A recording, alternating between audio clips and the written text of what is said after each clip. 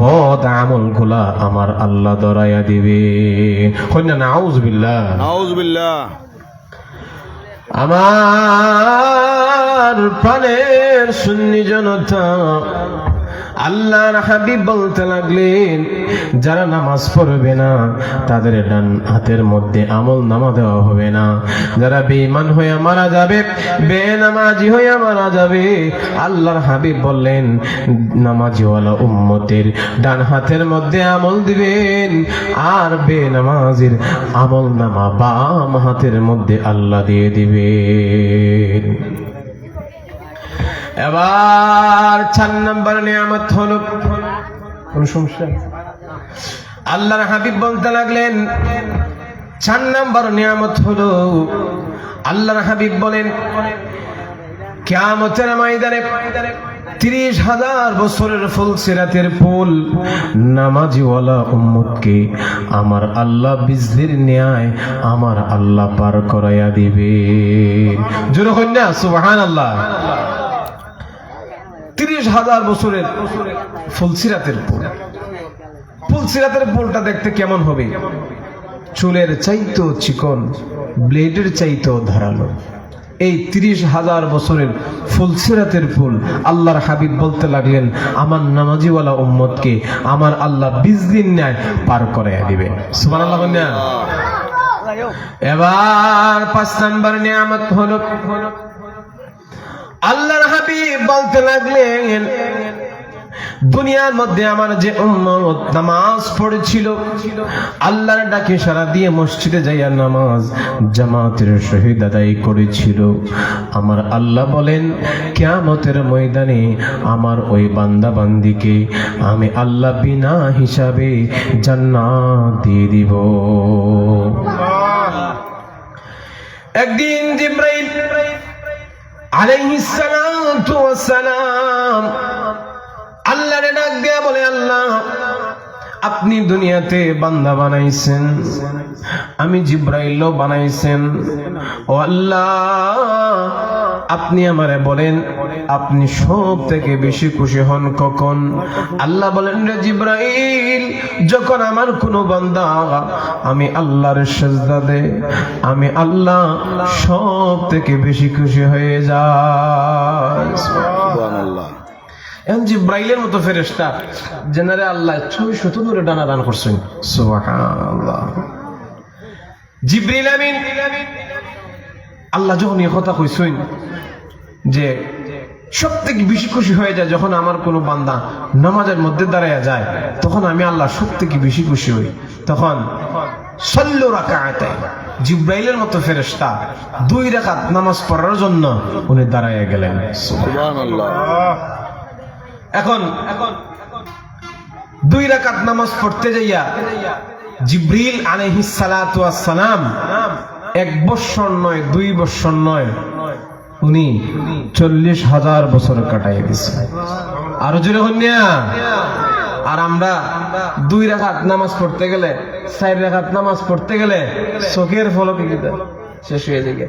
2 মিনিটে 3 মিনিটে আমরা কোন রকম 4 রাকাত নামাজ পড়ে কেমনে দূর দেওয়া যায় বাড়ির, এটাই আমরা মাথার মধ্যে সব সময় থাকে। কথা হন ঠিক না ঠিক? আর জিবরাইলের মতো ফেরেশতা 2 রাকাত নামাজ পড়তে যাইয়া 40,000 বছর কাটাইয়া দিছে। ভরে করে বলুন না সুবহানাল্লাহ। আমার প্রাণীর সুন্নি জানালা, আমার মুরব্বী আব্বাজিরা, আমার বাড়ি ঘরের পর্দানিশীন মা বোনরা, জিবরিল আমিন 40,000 বছর পরের মাথা তুললেন, আল্লাহর ডাক দিয়ে বলেন আল্লাহ। ভরে করে বলুন না আল্লাহ, বলুন না আল্লাহ। জিবরিল আমিন ডাক দিয়ে বলে, আল্লাহ আমি আপনার 40,000 বছর সিজদা দিলাম, আল্লাহ আপনি কি খুশি হন নাই? আল্লাহ আপনি কি সন্তুষ্ট হন নাই? আল্লাহ বলেন ও জিবরাইল, তোমার মাথাটা একবার আরশে আজিমের দিকে তুলো। সুবহানাল্লাহ। জিবরিল আমিন যখন ওনার নুরানি মাথা মুবারক যখন আরশে আজিমের দিকে তুললেন। উনি দেখলেন আরশে আজিমের দরজার মধ্যে লেখা আছে, আরশে আজিমের জানালার মধ্যে লেখা আছে লা ইলাহা ইল্লাল্লাহ মুহাম্মাদুর রাসূলুল্লাহ সাল্লাল্লাহু তাআলা আলাইহি সাল্লাতু ওয়াস সালাম। বলে করে বলুন না সুবহানাল্লাহ, সুবহানাল্লাহ। জিবরিল আমিন বলতে লাগলেন, আল্লাহ আমার সিজদার সাথে এই কালিমার কি সম্পর্ক আছে? আমার আল্লাহ হাদিসে কুদসির মধ্যে বলতে লাগলেন, লাউলা কালামা খালাকতুল আফলাক। ও জিবরাইল, আমার নবীর যদি আমি আল্লাহ না বানাইতাম তাহলে তোমার মতো ফেরেশতা জিবরাইলও বানাইতাম না। যে নবীর নাম হবে আসমানে আহমদ, জমিনে হবে মোহাম্মদ। ও জিবরাইল, আমার নবীকে দুনিয়া পাঠাইয়া আমার নবীকে আবার আনবো মেরাজের মধ্যে। আনার পরে আমি আল্লাহ 17 জায়গার মধ্যে ঘুরাইব, আর আমার ওই মাহবুব নবীর উম্মতের উপরে আমি আল্লাহ 17 রাকাত নামাজ ফরজ করে দিব। রাসূলুল্লাহর যখন মনটা বেজার ছিল, চেহারাটা যখন মলিন ছিল, আল্লাহর দিদারের সময় আল্লাহ বলেন, বন্ধু আপনার চেহারাটা মলিন কেন? আল্লাহর হাবিব বলেন, আল্লাহ গো, আমার তো মেয়ারাজে আনছেন, আমার গুনাহগার উম্মতের কি হবে? আল্লাহ ডাক দিয়ে বলেন, বন্ধু আপনি চিন্তা করবেন না, আপনার উম্মতের জন্য আমি আল্লাহ 5 ওয়াক্ত নামাজ নির্ধারিত করে দিব। আপনার উম্মত যদি 5 ওয়াক্ত নামাজ জামাতের সহিত আদায় করে, আমি আল্লাহ আল্লাহর সঙ্গে আপনার উম্মতের মেরাজ হয়ে যাবে। বলে করে বলেন না সুবহানাল্লাহ, সুবহানাল্লাহ। আসসালাতু মি'রাজুল মুমিন।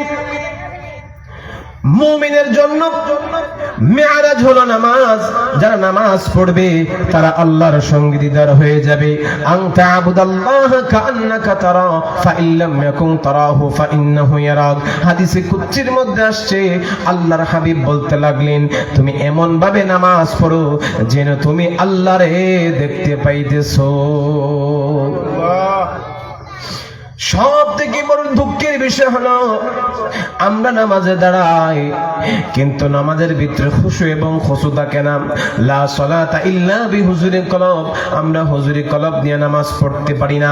আল্লাহর হাবিব বলতে লাগলেন, আমার কোন উম্মত যখন নামাজের মধ্যে দাঁড়ায় যায়, আল্লাহর রহমতের দরিয়ার মধ্যে একটা এশকের রহমত চলে আসে, একটা ঢেউ খেলতে লাগে।